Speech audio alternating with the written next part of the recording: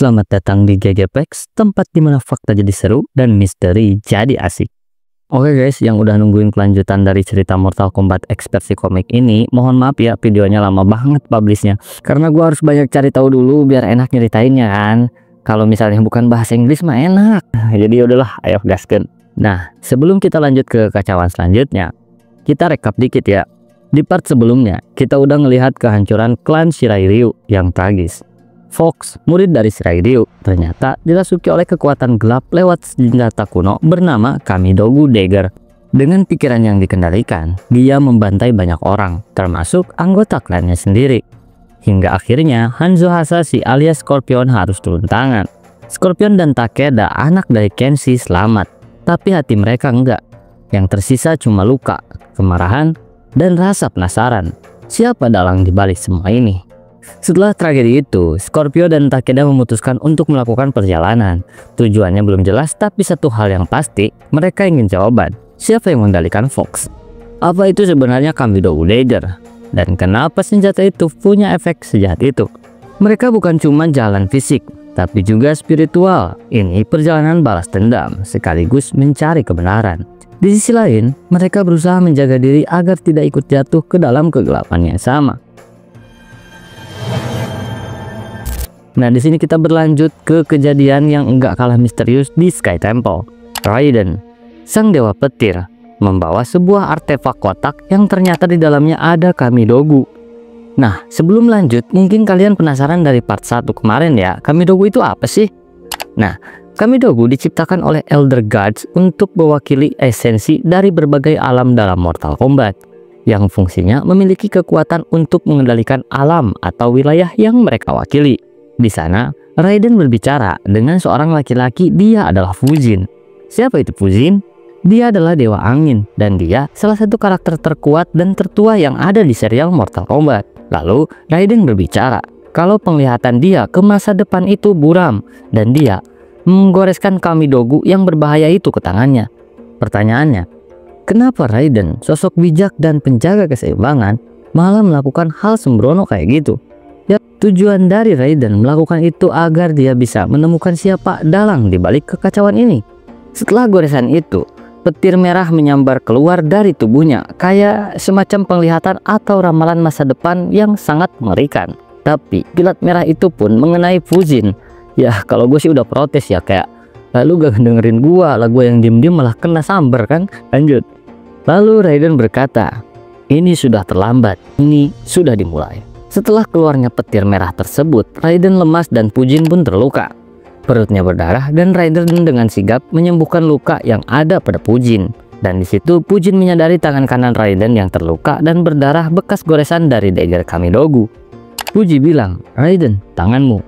Lalu Raiden menjawab, ini tidak akan sembuh untuk beberapa waktu. Ini harga yang harus kubayar karena memanggil Elder God dengan sihir darah.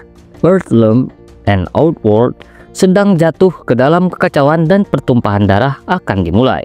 Scan berlanjut ke panel di mana Casey dan Jack Bridge berlatih kickboxing, dan di markas militer Earthrealm, Sonya Blade kedatangan tamu yang enggak bisa dianggap remeh. Kotal Khan, Kaisar Outworld. Kotal Khan datang ke markas Special Forces buat bertemu dengan Sonya Blade. Tujuan Kotal jelas, minta bantuan Earthrealm untuk menumpas Milena yang memberontak di Outworld dan sekarang beraliansi dengan Red Dragon dari Earthrealm. Dia bawa bukti dan pengawalnya, Devorah, Aaron Blake, dan Vera atau Thor. Kotal bilang, kalau Earthrealm gak bantu, kalian bisa kena efek dari kekacauan ini juga, alias ancaman diplomatis halus. Tapi tentu aja, Sonya Blade bukan tipe yang gampang tunduk.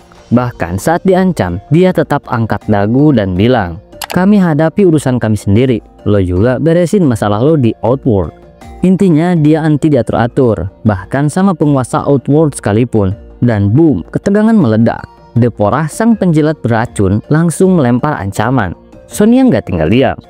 Dalam satu gerakan cepat, senjata dilempar, baku hantam meledak. Dan situasi diplomatik berubah jadi Mortal Kombat mini. Kotal Khan nahan amarahnya dan bilang, kami bukan datang untuk bertarung, tapi demi aliansi. Nasib dunia kita bergantung pada kerjasama ini. Di saat itu juga, pasukan Earthrealm langsung masuk dan arahkan senjata ke tim Kotal. Tapi pertempuran besar nggak terjadi karena mereka sadar situasi diplomatik ini bisa berakhir jadi perang antar dunia. Nah lalu di scan selanjutnya, kita diperlihatkan dua sosok muda dengan tekad membara melangkah ke meja pendaftaran. Mereka adalah Casey Cage, putri dari pasangan legendaris Johnny Cage dan Sonya Blade. Dan di sebelahnya, sahabat sekaligus rival tangguhnya, Jaqui Bridge, putri dari Jack Bridge. Keduanya bukan sekedar generasi penerus, mereka adalah simbol harapan baru. Darah petarung mengalir dalam tubuh mereka. Tapi lebih dari itu, mereka membawa beban besar, membuktikan bahwa mereka lebih dari sekedar anak dari para pahlawan. Saat mereka mendaftarkan diri, nada Casey tetap santai seperti biasanya, dengan gaya bercanda dan sarkasme khas ayahnya.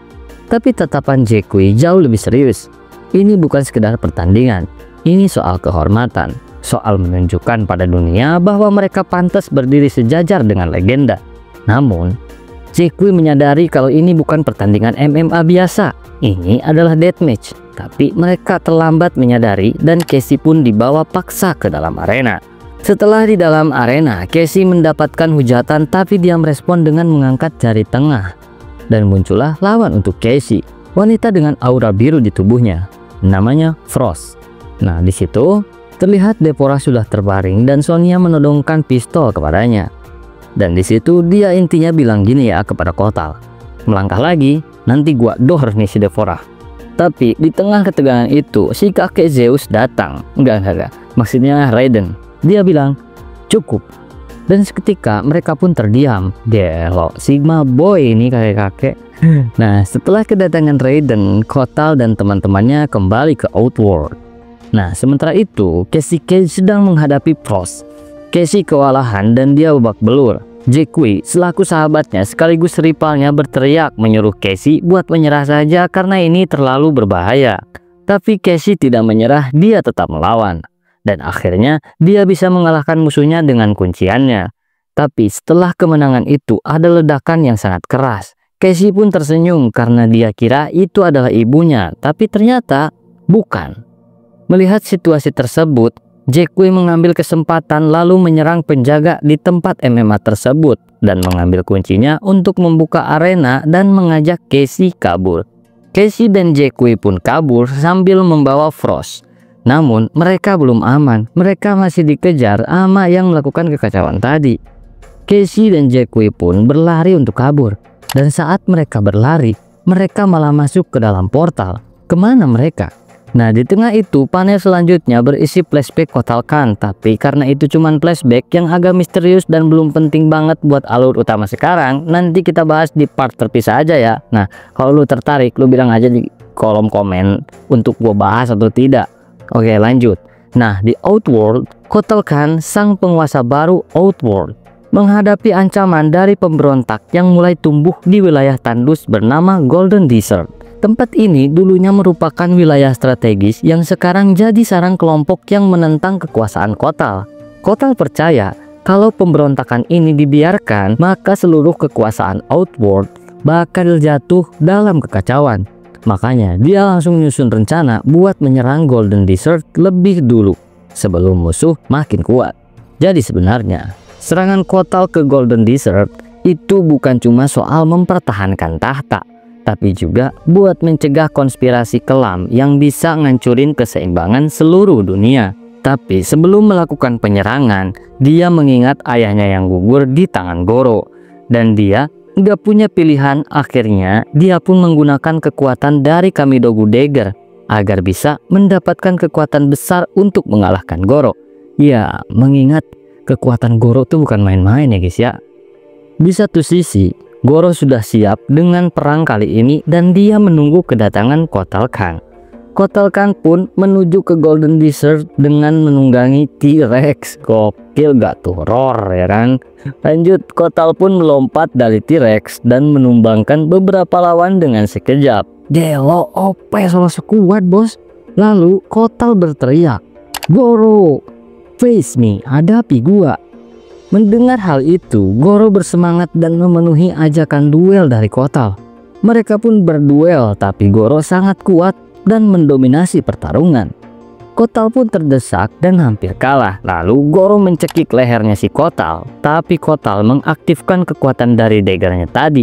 Matanya merah dan dia berhasil memotong satu tangan Goro. Satu persatu tangannya ditebas dan Goro pun meminta di fatality ya guys ya. Dia minta dibunuh. Tapi Kotal memilih untuk membakar Golden Lizard. Setelah itu Kotal tertembak dan ternyata Sonia lah yang menembaknya. Dia bertanya, "Di mana anakku?" Ternyata Sonia salah nuduh karena bukan Kotal lah yang menculik anaknya. Nah di situ Johnny Cage lah yang bertanya sambil menunjukkan smartphone milik Casey. Dan kalian ingat waktu si Casey selfie sebelum masuk ke portal? Nah ternyata smartphone ini ditemukan sama Sonia dan terlihat orang terakhir sebelum hilangnya Casey. Pinter juga, dia selfie dulu lalu smartphone-nya dia buang demi memberikan jejak yang bisa dilacak sama ibunya ya. Gokil sih. Sementara itu Casey dan Jackie sedang dibawa oleh beberapa orang. Casey pun mencoba memberontak untuk melarikan diri. Tapi sebelum dia berhasil menumbangkan musuhnya, Casey pun diserang dengan cahaya merah dan dia pun terpental mengenai Jackie. Ternyata yang menyerang dia adalah Kano. Anjir, orang ini lagi baik gua. Lalu setelah itu mereka diikat dan diangkat sama penculiknya tadi. Tapi di saat mereka mau membawa Casey dan Jackie, mereka diserang dan ternyata itu adalah salah satu rekan dari orang tuanya Casey. Saat Takeda dan Scorpion beristirahat dan mengobrol, ada cahaya petir menyambar dan tiba-tiba muncullah Raiden sembari menyerang Scorpion.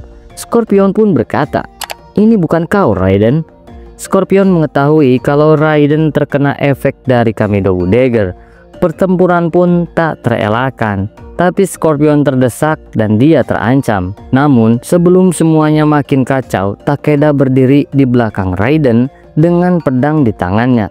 Scorpion bilang, "Tidak Takeda, jangan." Tapi itu tidak menghentikan Takeda yang ingin menyelamatkan Scorpion. Lalu Takeda menusuk Raiden dari belakang. Tapi tusukan itu seakan tidak berpengaruh terhadap Raiden. Dan Raiden pun memegang pedang yang telah tertusuk itu, lalu dia menyerang keduanya dengan mengeluarkan petir dari tubuhnya. Lalu setelah ketegangan tadi, setelah Takeda menusuk Raiden dari belakang, Scorpion pun mencoba mengambil pedang yang tertancap di perutnya Raiden. Tapi Raiden mencoba menyerang dan Scorpion pun menyerang duluan dan mengenainya. Scorpion marah besar karena dia kira Takeda sudah terbunuh. Dia mencekik Raiden menggunakan rantainya, lalu dia berkata, "Kau membunuh Takeda." Tapi ternyata Takeda masih hidup dan memanggil Scorpion. Dia pun langsung melepaskan ikatan rantainya dan menghampiri Takeda. Dan di saat bersamaan, Raiden pun sadar dan meminta maaf kepada Scorpion atas apa yang telah dia lakukan. Lalu Scorpion membawa Raiden ke Gensei Chamber. Dia mengobati Raiden dan setelah Raiden sembuh, dia pun menyembuhkan Takeda. Setelah Takeda sembuh, Scorpion menyimpan Kamidogu Dagger itu dan menutup tempatnya dengan aman. Nah, ini yang bikin mind blowing. Kita lanjut ke scan di mana Scorpion berada. Yap, kalian tahu di mana Scorpion berada? Dia berada di Bukit Tinggi Indonesia. Berarti si Scorpionnya itu apa sih itu ya? Si Jota kan kalau nggak salah. Ada Indonesianya coy. Nah, di Bukit Tinggi Indonesia ada Sub-Zero yang terpengaruh oleh Dagger juga. Nah, Sub-Zero di situ dikepung dan dia pun mengamuk mengeluarkan esnya. Nah, disitulah mengapa si Scorpion ingin menangkap Sub-Zero hidup ataupun mati. Nah, kalian tahu Casey dibawa kemana? Ini ternyata yang bikin mind blowing. Ternyata Casey dan Jackie dibawa ke Sengsung Island dan di sana ada Happy. Kadang untuk menghadapi kegelapan lo harus terluka dulu. Dari Shirai Ryu sampai ke Sky Temple, dari anak para legenda sampai para penguasa dunia, semua terkait dalam satu garis takdir, darah, pengkhianatan, dan perang. Tapi satu hal yang pasti, perjalanan ini belum selesai. Dan buat kalian yang udah ikutin sampai sini, gua salut. Kalian bukan penonton biasa, kalian pejuang sejati yang haus akan kisah, lore, dan kemistisan Mortal Kombat yang makin dalam tiap halamannya. Jadi jangan lupa like, komen, dan komen di bawah siapa karakter favorit lo sejauh ini dan kenapa. Atau lu tim Earthrealm atau tim Outworld atau tim gua cuma mau lihat Frost dihajar Casey aja. Stay tune karena di part 3 kita bakal bongkar kenapa Hapik bisa muncul di Sengsung Island, dan apa rencana sebenarnya dari dagger berdarah yang nyaris ngancurin semuanya.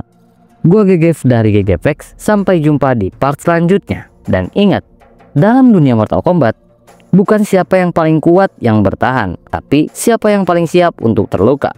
Test your might dan test your sabar, nunggu video selanjutnya. Jangan lupa like, comment, dan subscribe. Bye-bye.